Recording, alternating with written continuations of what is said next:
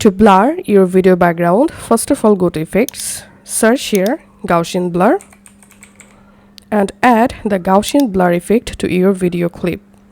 Once it's added, select the video clip and go to Effect Controls. Under Effect Control, here you will find Gaussian Blur. Select the pen tool here. Now all you have to select your video subject first of all. So go ahead and select your video subject just like this.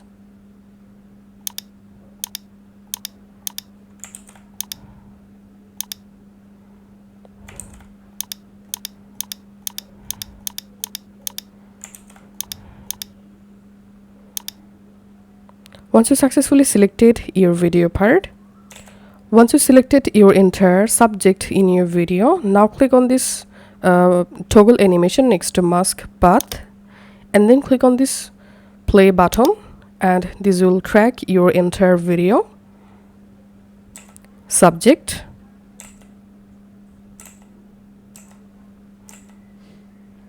Once the tracking progress finish, now here you have to check this inverted option and blurriness. Go ahead and add your blurriness. Here I'm adding 50 and then here we can see the final result. I've successfully added blur background here. If you want to increase or decrease blur, you can do it from here, and that's it.